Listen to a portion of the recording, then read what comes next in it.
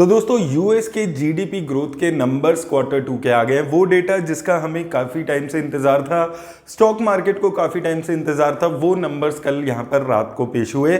-0.9% की GDP growth US ने दिखाई है अपने सेकेंड क्वार्टर में। इसका मतलब क्या है कि ऑफिशियली अब यूएस जो है वो रिसेशन में जा चुका है। रिसेशन किसी भी कंट्री में हम तब मानते हैं जब 2 लगातार क्वार्टर में उस कंपनी की जो जीडीपी ग्रोथ है वो नेगेटिव में होती है।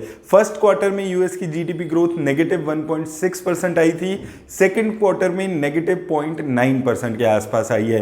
अब काफी सारे लोगों का सवाल मेरे पास आ रहा है कि जीडीपी ग्रोथ नेगेटिव में आई है, यूएस रिसेशन में चला गया है, उसके बाद भी स्टॉक मार्केट में इतनी ज़्यादा रनअप क्यों देखने को मिला है। तो दोस्तों अगर आपने मेरी 2-3 दिन पहले की वीडियो देखी होगी तो मैंने वहां पर आपको बताया था कि जीडीपी ग्रोथ नेगेटिव में आनी है, ये चीज़ मार्केट में ऑलरेडी प्राइस्ड इन है। -1.6% तक की ये माना जा रहा था कि नेगेटिव में जीडीपी ग्रोथ आ सकती है।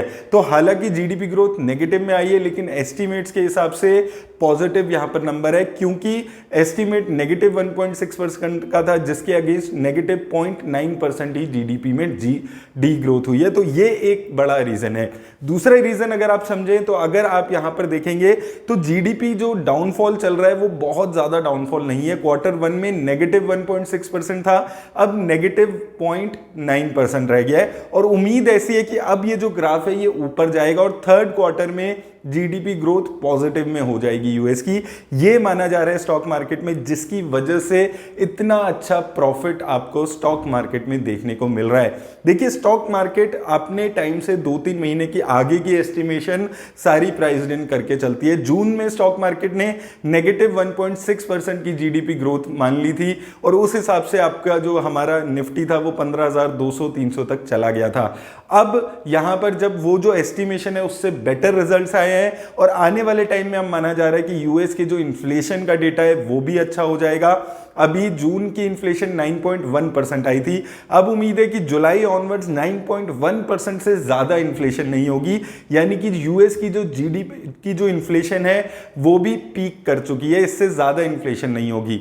इसके साथ साथ अब यह भी माना जा रहा है कि जो जीडीपी नेगेटिव में जा सकती थी उतना चला गया है, तो जितनी भी नेगेटिविटीज थी वो ऑलरेडी निकल गई है और आने वाले 6 महीने स्टॉक मार्केट के लिए बहुत अच्छे रह सकते हैं। ये सारे एस्टिमेशंस की वजह से स्टॉक मार्केट में एक अच्छा रनअप यहां पर देखने को मिला है। अब यहां पर दोस्तों बात आती है कि क्या ये मार्केट अब वैसा ही चलने वाली है जैसे 2021 में चली थी, जब हम हर महीने नए हाईज बनाते थे। अब दोस्तों आपको ये चीज समझनी है कि जो खतरा था इकोनॉमी का, जीडीपी ग्रोथ का, वो टला है, वो खत्म नहीं हुआ। आने वाले 2 महीने में इन्फ्लेशन का डेटा कैसा आता है, इस चीज पे आपको नजर रखनी जरूरी है। इन्फ्लेशन जो यूएस का है उसका डेटा कैसे आता है, क्योंकि उसके हिसाब से सितंबर में यूएस में जो रेट है वो इंटरेस्ट रेट हाइक किए जाएंगे।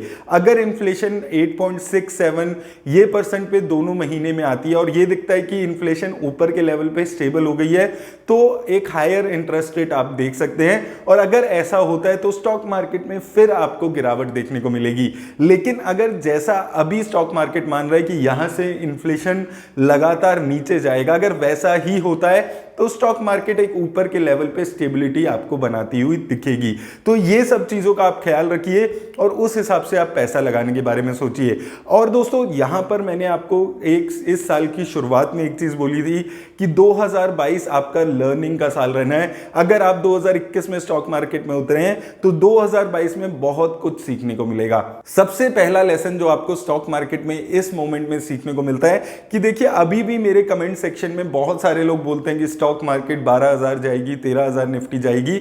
सबसे पहला लेसन जो आपको समझना है, जो मैं आपको बार बार बोलते हुए आ रहा हूं, कि स्टॉक मार्केट कब कितना नीचे जाएगा ये किसी को नहीं पता। कब बॉटम बनेगा, कब हाई बनेगा, कोई नहीं बता सकता। अब 17,200 के आसपास निफ्टी है, क्या निफ्टी अपना ऑल टाइम हाई छुएगी या उसके बाद नीचे आने लग जाएगी, ये कोई नहीं बता सकता। जो लोग 15,200 पे ये एस्टिमेट करने लगे थे कि बॉटम नहीं बनाए, 14,000 13,000 जाएंगे और वो पैसा नहीं डाले जिन्होंने, उनको अब प्रॉफिट नहीं हो रहा होगा। लेकिन जैसे कि हमने बात की थी 15,200 पे मैंने आपको बोला था 25-30% पैसा डालने के लिए, 15,800 पे मैंने बोला था 25-30% पैसा डालने के लिए। उसका रीजन सबसे बड़ा यही था कि किसी को नहीं पता कहां बॉटम बनेगा, तो आप अपना थोड़ा थोड़ा पैसा हर गिरावट पे इन्वेस्ट करते रहिए। बॉटम की सर्च में आप पैसा नहीं लगाएंगे तो जब मार्केट एक साथ ऐसा रनअप देगी तो आप वो जो मार्केट की रैली है उसको मिस कर जाएंगे। और ऐसा काफी सारे लोगों के साथ हुआ है जो अभी मेरे को यहां पर कमेंट सेक्शन में बता भी रहे हैं कि हमें उम्मीद थी स्टॉक मार्केट 13,000 14,000 जाएगी तो हम पैसा नहीं डाल पाए। लेकिन जिन लोगों ने उस टाइम पे मेरी बात मान के अपना थोड़ा बहुत पैसा इन्वेस्ट किया है वो अच्छा खासा प्रॉफिट में यहां पर आपको देखने को मिल रहा है। 5 शेयर्स में हमने बात की थी आज से लगभग 1 महीने पहले, उन 5 शेयर्स ने लगभग 1 महीने में 25-30% की रिटर्न आपको बनाकर दी दी है। क्योंकि दोस्तों जब स्टॉक मार्केट गिरती है तो बहुत सारी नेगेटिविटी आने लगती है कि ऐसा होगा वैसा होगा, लेकिन अल्टीमेटली मैंने आपको 1 महीने पहले भी यही चीज बोली थी कि स्टॉक मार्केट में रिटर्न्स आपको तभी मिलेगी जब मार्केट नीचे हो, तब आप पैसा लगाएं। जो पैसा आप गिरती हुई मार्केट में, बेयर मार्केट में लगाएंगे वही पैसे पे आपको रिटर्न आएगी। जो पैसा आप 18,000 19,000 ऑल टाइम हाई जब निफ्टी जाएगा तब लगाएंगे, तब उतनी रिटर्न्स आपको नहीं आएगी। अब अगर आप देखेंगे ऑलमोस्ट जिन लोगों ने 1 महीने पहले पैसा लगाया होगा उनको 15-20% की रिटर्न 1 महीने में ही मिल रही है। तो आने वाले टाइम में भी दोस्तों आपको ये चीजों का ख्याल रखना है कि अगर मार्केट में दोबारा से गिरावट आती है, अगर इन्फ्लेशन का नंबर्स खराब आते हैं, अगर फिर से इंटरेस्ट रेट हाइक होने लगता है, थर्ड क्वार्टर में जो एस्टिमेट है कि जीडीपी ग्रोथ बढ़ेगी यूएस की, उसकी जगह घट जाती है, ऐसे कोई इवेंट्स आते हैं जिसकी वजह से मार्केट में गिरावट आएगी, तो उस टाइम पे आप पैसा लगाने के बारे में सोचिएगा, निकालना नहीं है पैसा।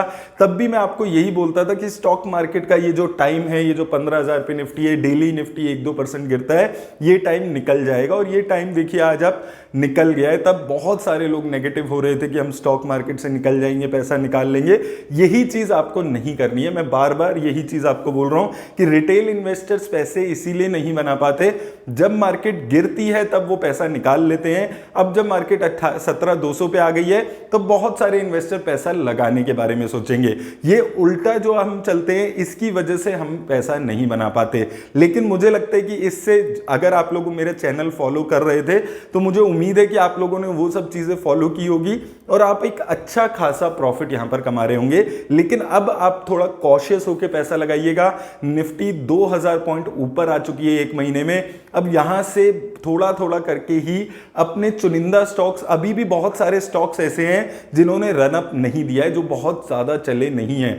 कोशिश करूंगा मैं इस वीकेंड पे उन स्टॉक्स के बारे में वीडियो बनाएं, तो आप ऐसे स्टॉक्स को अब ढूंढने की कोशिश करिए जो अभी भी बहुत ज्यादा नीचे हैं, जिन्होंने अभी इस मार्केट में रनअप नहीं दिखाया है। उन स्टॉक्स में इन्वेस्ट करके रिटर्न्स आपको अभी भी मिल सकती है। निफ्टी 17,200 पे है, लेकिन वो स्टॉक्स अभी भी अपने ऑल टाइम हाई से बहुत नीचे है। तो इन सब चीजों का दोस्तों ख्याल रखिए और इसके साथ साथ इन्वेस्ट करते रहिए। मार्केट में आपको लॉन्ग टर्म में, जैसे कि मैं हमेशा बोलता हुआ आ रहा हूं, रिटर्न्स अच्छी मिल सकती है।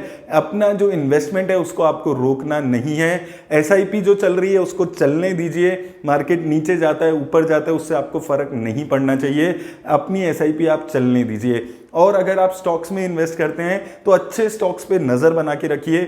मेरे को बहुत सारे लोग जो स्टॉक्स हम बात करते थे, जैसे एसबीआई कार्ड्स के बारे में हमने बात की, उसके अलावा हम और आईसीआईसी बैंक के बारे में बात कर रहे थे, बहुत सारे लोग बोल रहे थे ये स्टॉक रिटर्न नहीं दे रहे। क्यों दोस्तों, अगर किसी स्टॉक्स के फंडामेंटल्स अच्छे हैं तो वो आज नहीं तो कल अच्छी रिटर्न्स देगा ही देगा। अगर स्टॉक्स के फंडामेंटल्स अच्छे नहीं हैं तो वो आज नहीं तो कल गिरेगा ही गिरेगा।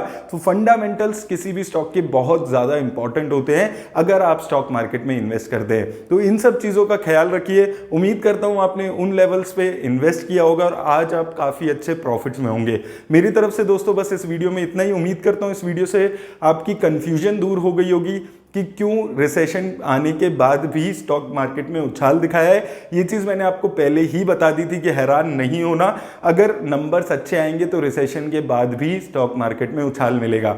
मेरी तरफ से बस इतना ही। धन्यवाद।